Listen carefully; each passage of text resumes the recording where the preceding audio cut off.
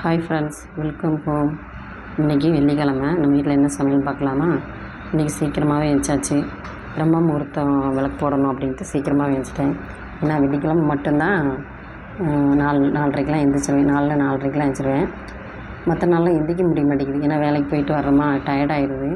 அதனால் அந்த ஒரு நாள் மட்டும் சீக்கிரமாக எழுந்திரிச்சி வாசல் தெளித்து கோலம் போட்டு சின்னதாக கோலம், ஒரு ரங்கோலி கோலம் தான் போட்டு சாமி கும்பிட ரெடி பண்ணிட்டேன்.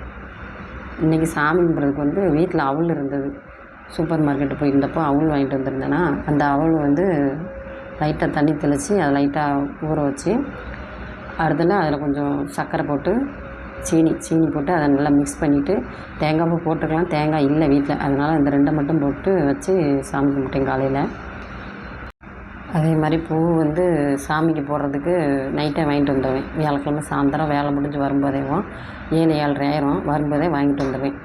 வாங்கிட்டு வந்துட்டோம்னா ஒரு டப்பையில் போட்டு வச்சிட்டோம்னா அது காலையில் எந்திரிச்சதும் வெள்ளனே விளக்கு போடுறோம் இல்லையா, அதனால் அந்நேரம் கடைக்கு போக முடியாதுன்ட்டு நைட்டே வாங்கி வச்சிட்டோம்னா அது ஒன்றும் பண்ணாது. டப்பையில் போட்டு வச்சிருந்தோம்னா நல்லா தான் இருக்கும். விளக்கு போட்டு முடிச்சுட்டு சாமி பாட்டு போட்டு விட்டுட்டு கொஞ்சம் நேரம் அமைதியாக உட்காந்துட்டேன். ஏன்னா எப்போயுமே இதே மாதிரி தான் பண்ணுவேன். அமைதியாக கொஞ்சம் நேரம் உட்காந்துட்டு அதுக்கடுத்து தான் சமைக்க போவேன். நீங்கள் உங்கள் வீட்டில் வெள்ளிக்கிழமை மட்டும் பிரம்ம முகூர்த்தத்தில் விளக்கு போடுவீங்களா, இப்போ டெய்லி போடுவீங்களான்னு கமெண்டில் சொல்லுங்கள். வாங்க நம்ம வீட்டில் என்ன சமையல் பார்க்கலாம். இன்றைக்கி பருப்பு தாளித்து வச்சுருக்கேன்.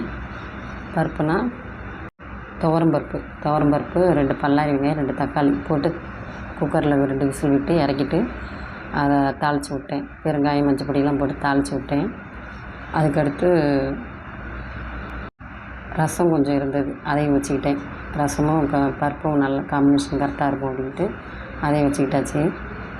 அடுத்து கூட்டு என்னதுன்னா உருளைக்கிழங்கு வேக வச்சு மசித்து அதை தாளித்து விட்ருக்கேன். இதோட வீடியோ எடுத்து வச்சுருக்கேன். நான் போடுறேன். சிம்பிளாக தான் இருக்கும், அதை எடுத்து வச்சுருக்கேன். நான் இன்னொரு வீடியோவில் போட்டு வரேன். அதை பார்க்குறதுக்கே நல்லா கலர்ஃபுல்லாக இருக்குது பார்த்திங்களா. இதில் மசால் பொடி போடலாம். நான் போடலை. லைட்டாக மஞ்சள் பொடி மட்டும் போட்டு இறக்கியிருக்கேன். நல்லா கொத்தமல்லி தூவி இறக்கி வச்சுருக்கேன். பார்க்குறதுக்கே சூப்பராக இருக்குது. அடுத்து சாப்பாடு வெள்ளை சாப்பாடு தான்.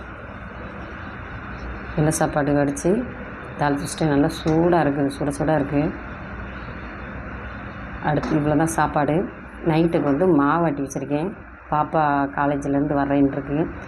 அது இட்லி தோசை ஏதாவது ஊற்றி கொடுக்கலான்னு மாவாட்டி வச்சுருக்கேன். வாங்க சாப்பிட்லாம். உங்கள் வீட்டில் என்ன சாப்பாடுன்னு கமெண்டில் சொல்லுங்கள். Bye friends. இதே மாதிரி இன்னொரு